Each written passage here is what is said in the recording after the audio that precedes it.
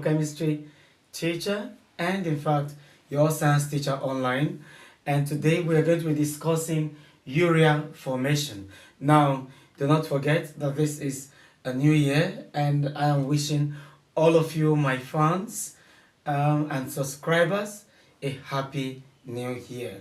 Now today we are going to be talking about how urea is formed. This is a topic that is drawn out of biology. Alright, so remember I told you this is a science class, so we can be talking about mathematics, chemistry, physics, and even biology. So today we are going to start the year with a discussion on biology. So today in biology we are looking at urea formation. Now it might interest you to know that you cannot be talking about urea formation without the understanding of the function of the liver. Now remember the liver is an organ. Now, just like the skin is an organ, so the liver is also an organ. Now, let me also let you know that in this class, you owe me a duty, and that duty which you owe me is for you to do or to subscribe. Now, you also need to share this class, and when you share this class, tell those you are sharing this class with, especially in your various school groups and other groups, to subscribe. Subscription is free. And now when they subscribe, they can ask their questions at the comment section or even like as well. Alright, so today we are going to be talking about urea formation. But let me also mention that there is, apart from the YouTube channel, there is also a Facebook page that is also containing what we are doing here.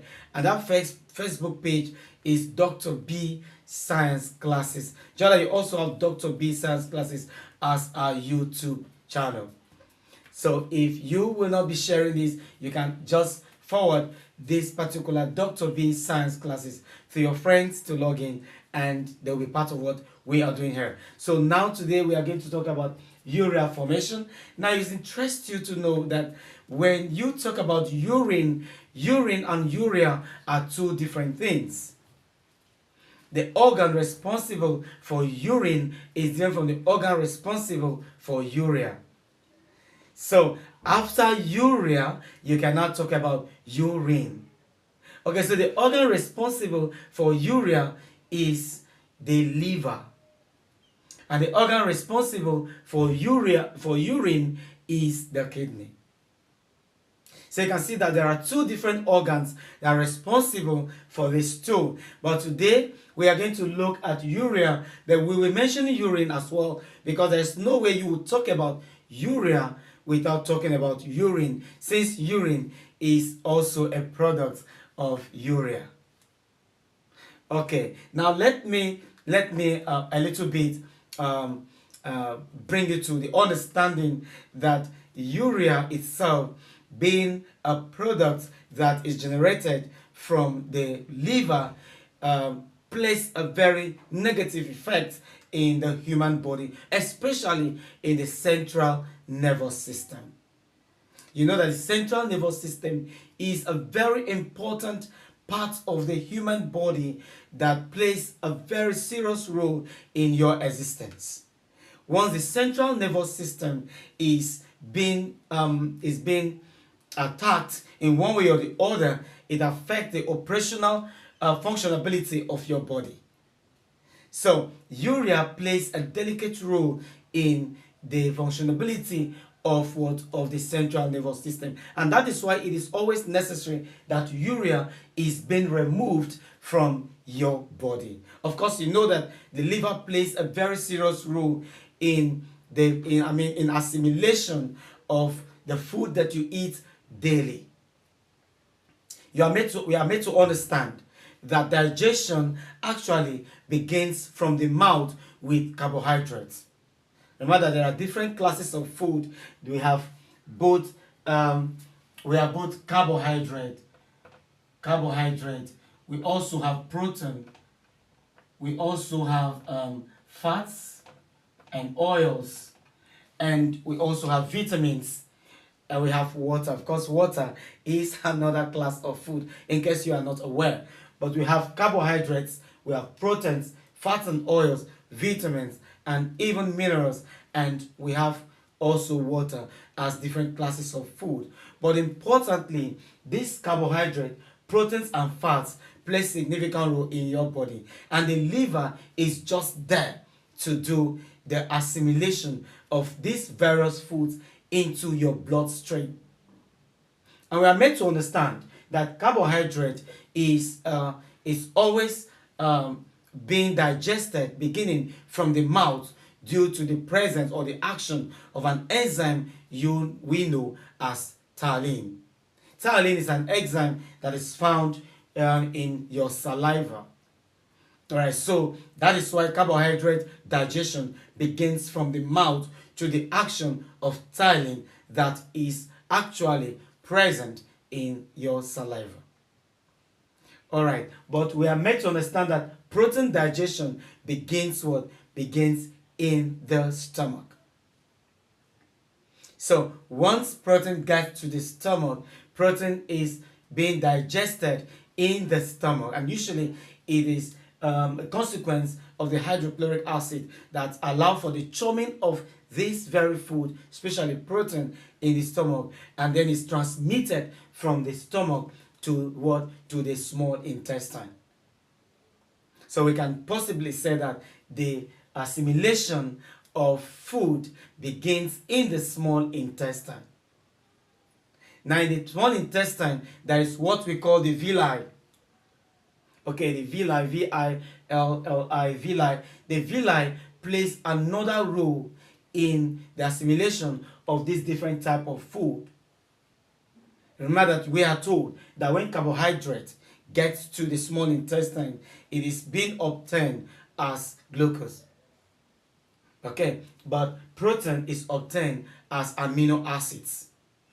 No wonder you are encouraged to eat more of carbohydrate than protein, because the body stores carbohydrate, but the body cannot store protein in that large quantity. Now there are just a little calories of protein that can be stored by the body.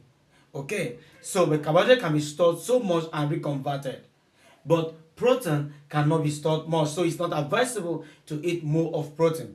No wonder when you make options of eating things like chicken, a whole full chicken, okay, so much crates of eggs and so much protein, meat and all this stuff, it is not advisable because so much protein endangers your body. This is because amino acids that are being obtained as products of protein through assimilation, okay, in the villi of the small intestine are containing more of ammonia.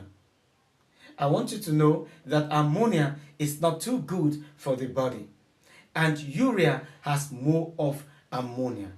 And that is why ammonia is expected to be discarded from your body, else it affects you, especially your your central nervous system. Okay, so you have protein as amino acids. So now when you eat protein and in the small intestine through the villi, there is what? There is a transformation of the protein that you have eaten into amino acids. These amino acids get right there to the liver, and at the liver there is what? So much of this protein, and then as ammonia is also there. So as ammonia content is much in the amino acids that you have gotten through protein in the liver, there is going to be a process of deamination and detoxification in the liver. The liver is an engine. It works so much. So there is a process we call deamination or detoxification. So of course, detoxification is the removal, okay, or probably let me not say removal, but let me just say the process of destroying, okay, high toxic materials that come into the liver with the type of foods that we eat. Now, deamination is simply the destruction, okay, or conversion of ammonia from the amino acids that have gotten into the liver, okay, as waste products. That is deamination. Okay, so when these amino acids get to the liver, now this is a picture of the liver. This is a picture of the liver, in the body. And I want you to know that there are mitochondria, the mitochondria in the liver that usually are responsible for the production of energy, more of energy, ATP, okay, more of energy. And usually this mitochondria has in their possession carbon dioxide, ammonia itself, and amino acids, or amino acids, of course. Ammonia grows and amino acids. Now these are accumulated in the liver. So when the liver has much of this accumulation, there is need for deamination. That means destruction of the amine groups that you have that came in with the ammonia, that came with the amino acids, okay, and reconversion to waste products. Now, this is a typical structure of the of the amino acids that are coming into your liver. Okay, you can see that there's a relation between biology and chemistry. Okay, so this is an amino acids coming in, and you can see carbonyl group attached here. You can also see the amine group attached here. So all these come into your liver with protein. And that's why so much protein is not encouraged. Now, all these come into your liver with protein. Now, as soon as the amino acids are obtained, the quantity that is required is being gotten. Now, it flows through the blood. This, of course, is the blood. So, this particular amino acids will now flow through the blood into what? The liver. Now, as they get into the liver, the quantity that the liver needs to distribute to your body through the blood will be collected. The excess amino acids that contain much of ammonia that is dangerous to your body will now pass through what is called deamination. And around this process that you see here, once the amino acids get through the blood into your liver, the right quantity is taken. Since the liver cannot store this particular excess amino acid like it does with glucose that comes all the way from carbohydrate, it is going to do what? Transform them to waste. So the excess amino acid here will transform to waste. So you can see amine group. You can see amine group that, look at the amine group here that came in. The amine group here is detached. And the amine group here forms the ammonia that you have here in the presence of what? Carbon dioxide.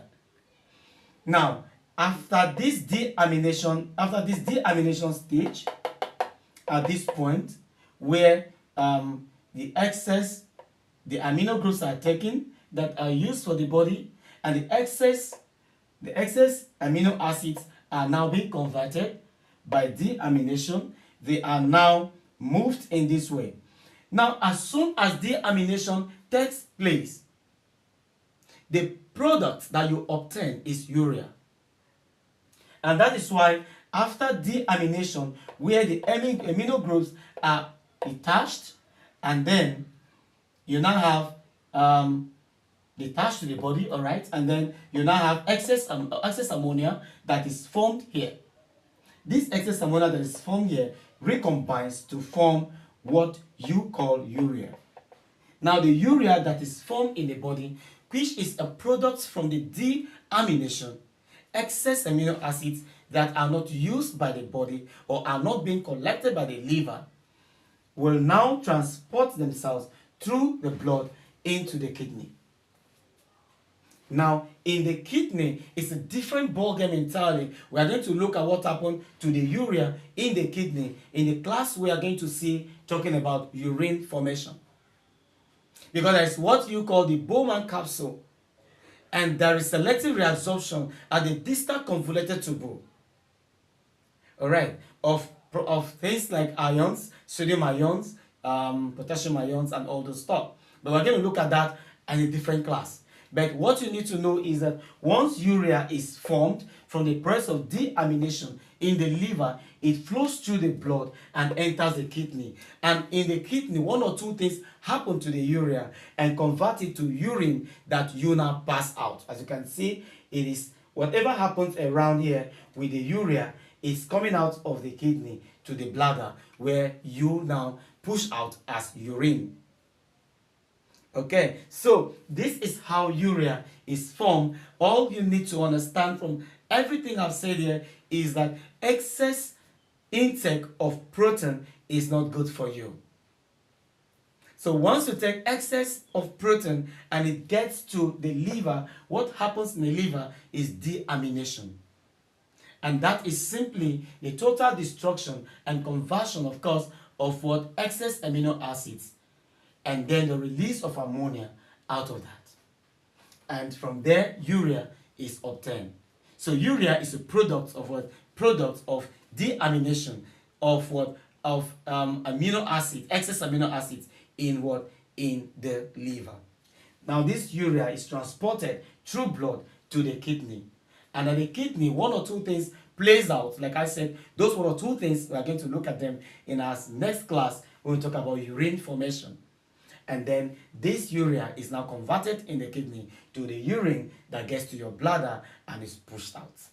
So this is just the way how urea is formed. So you must know that urea is different from urine. Urea is formed from the organ liver, while urine is formed from the organ what? Kidney. But both of them have something in common, because there will be no urine if there is no urea. I will thank you so much for being part of this class. It's quite an interesting class, I suppose.